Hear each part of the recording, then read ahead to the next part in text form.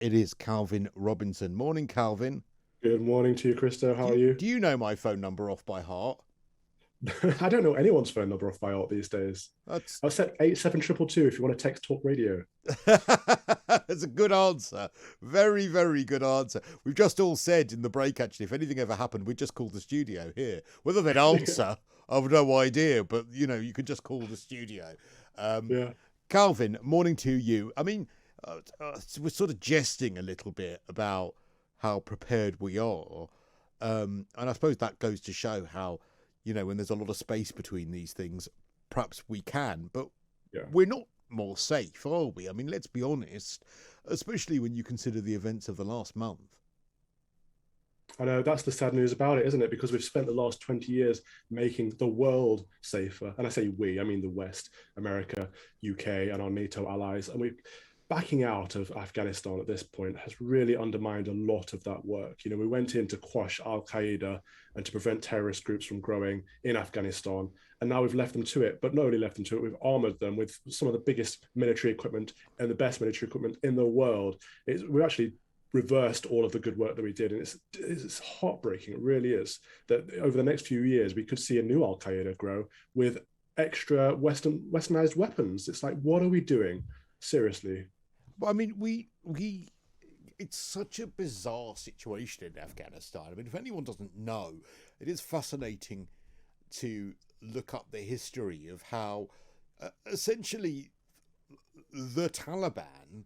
Well, the Taliban came, didn't they? I mean, you probably know this already, Calvin, I'm quite sure, but the Taliban sort of emerged as the dominant force among all of these sort of factions that didn't really get along, but found themselves fighting alongside the US against the Soviets for the 10 years from 1979. When the Soviets finally withdrew, and let's not forget all of these warring factions who sort of united to fight the Soviets were using American weaponry, were using a lot of American missile launchers, were using all of these sorts of things. When the Soviets withdrew, Afghanistan descended into civil war, and it was the Taliban who were weirdly the more moderate out of all of these warring factions who all hated each other that came out on top. And at that point, loosely, they were allies of America. And America thought, well, that's it. Problem solved in Afghanistan. We can withdraw. If they descend into civil war, that's fine. And one of those factions was actually led by Osama bin Laden. And so he was weirdly, although he hated America, an ally of America. And then it all descended into chaos when America then went into Iraq. And a lot of these factions then thought, actually, America isn't our friend. But a lot of the armory they had, America had given them.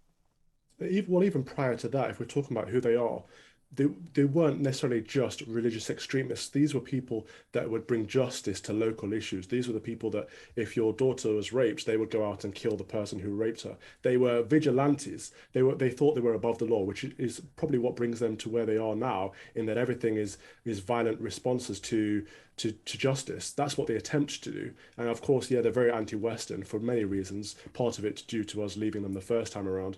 But at the end of the day, it comes down to what is our role in the world? Do we think that Western parliamentary democracy is something worth spreading around the world? Do we believe that freedom and liberties are worth promoting?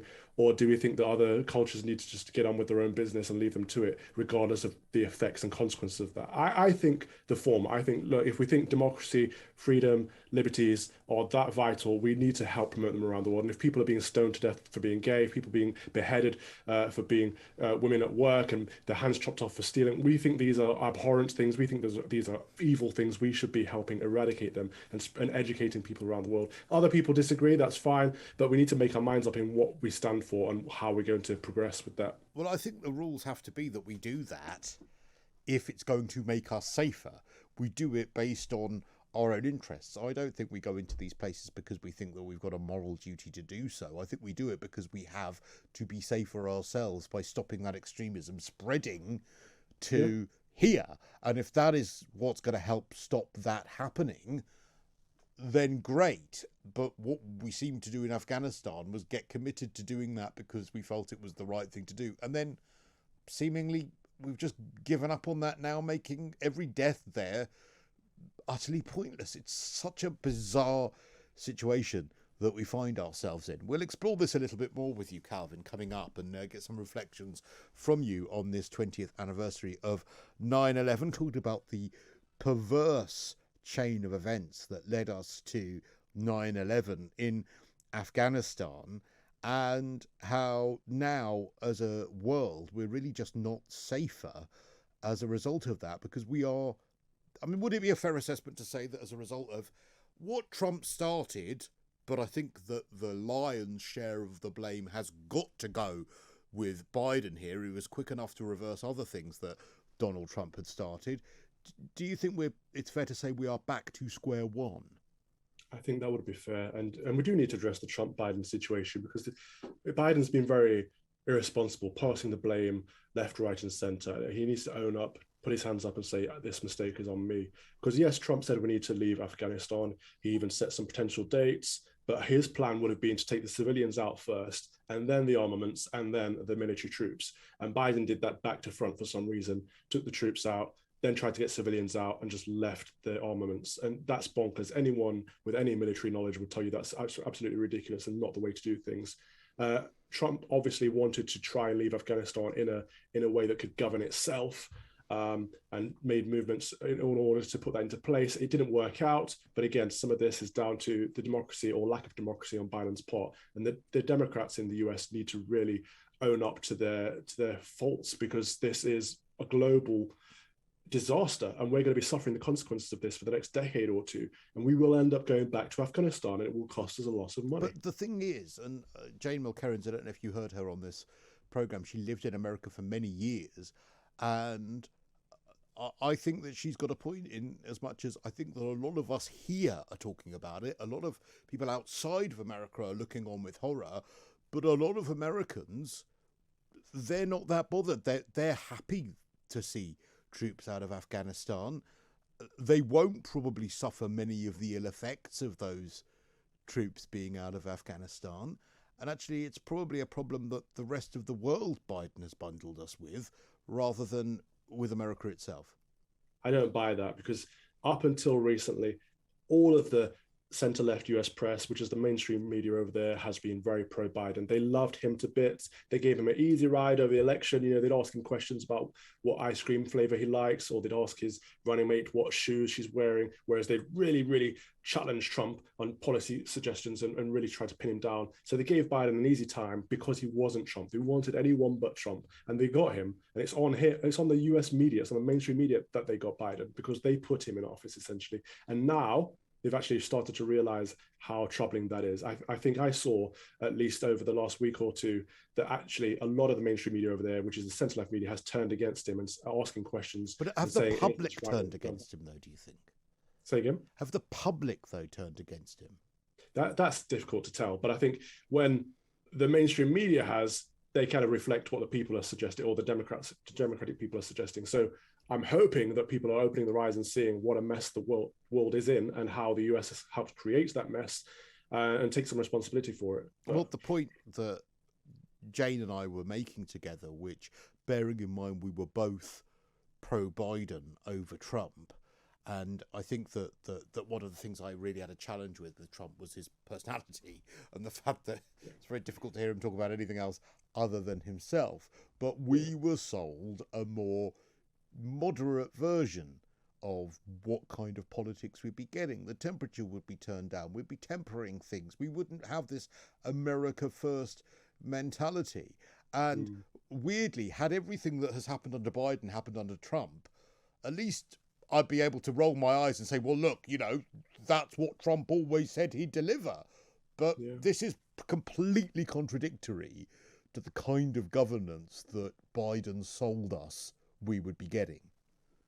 I don't think it was. I think this is him. This is how he's been all along. The problem was people weren't looking into his policies. People were looking at him as a personality, thinking he is a nice granddad. I like him. He's a cool guy. He makes funny quips. Whereas Trump, he's a bit troublesome. You know, he might be a bit sexist in the way he talks. He's a bit old-fashioned, and he tweets nasty things. We don't want a president that tweets nasty things. But I would much rather have a president in the United States that tweets troubling things than a president who essentially sends the world to war. The problem is, Biden has been, I could show you things that he said that I would suggest proves him as a racist, whereas people always say, "Oh, Trump's a racist." I'm like, okay, show me something that's and they can never back it up. So but he's apologized. The thing is, he has owned some of those racist comments and apologized them, but I don't think I ever heard Trump apologize for anything he'd ever said in his life.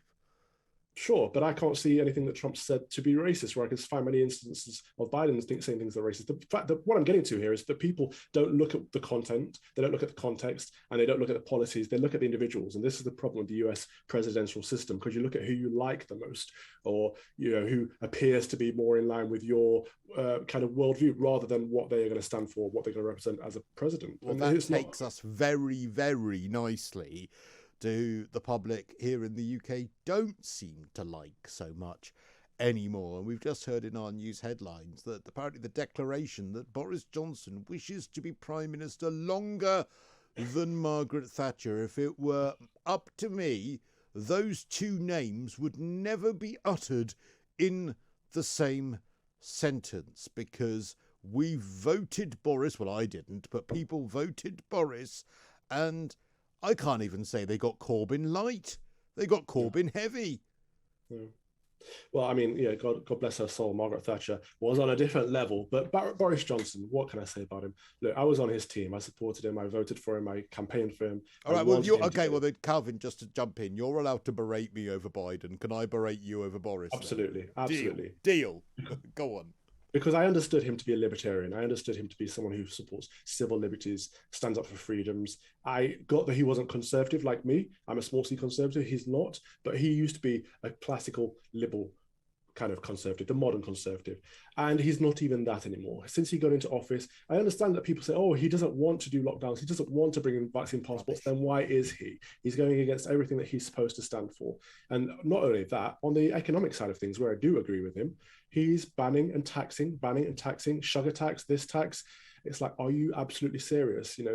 Nothing that you're doing is what we voted you in for. And I think the public are starting to wake up to it, not just on that side of things, but also, of course, immigration has been a massive issue over this last few years, and they haven't curbed it. They blamed the EU for decades. We're no longer in the EU. Why are people still crossing the channel daily? Hundreds of grown men crossing the channel.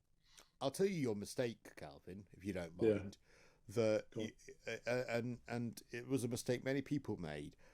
I liked some of the things he stood for. Well, he doesn't stand for anything. He's never stood for anything. He's lied and said that he stood for this, stood for that, stood for the other.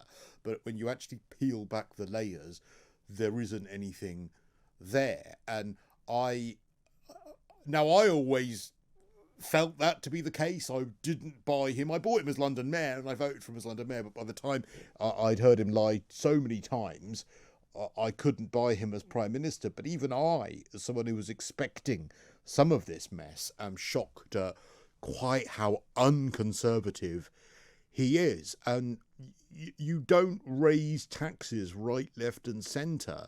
You don't increase the size of the state.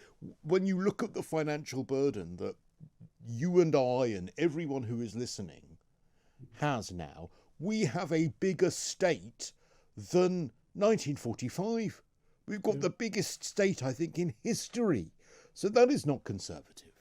It's not. It's essentially a socialist government. They tried to spend their way out of a pandemic by borrowing £300 billion. After all these years of austerity, trying to get the country back into shape, they're increasing national insurance and council tax. So normal, everyday folk are going to feel the pinch after the government's doubled down on their own mistakes. It's not right. And they're going against civil liberties by talking about introducing vaccine passports, which, it don't even make sense, because if you're vaccinated or unvaccinated, you can still spread the virus. So it doesn't help in that effect. It helps in different ways. They're talking about vaccinating children against the government's medical advice. None of it makes any sense to me, but you're right. I think it comes down to he doesn't stand for anything but himself. And I didn't see through that. I saw, he was with us on Vote Leave. He was with us part of the Brexit campaign, and he really helped with that. And he's a bumbling buffoon, but I didn't vote for him because of that. I vote for him despite Calvin? that. He's a But also, Remainer. he wasn't Corbyn. He's a Remainer, Calvin.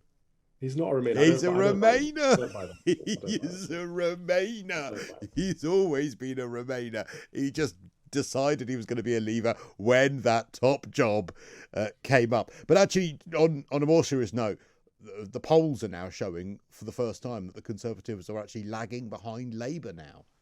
Which is interesting because those votes that they borrowed up in the red wall, blue wall, whatever we call it these days, they're returning. But I think a lot of people are going to say, actually, I can't vote Labour anymore, not with Corbyn and the anti-Semitics and all of that, but also Keir Starmer hasn't really offered any opposition. He's just doubled down hard on what the government's doing. They're not an opposition and people want something different. And the Conservatives are stuck in a rut because without opposition, there's no one to hold them to account.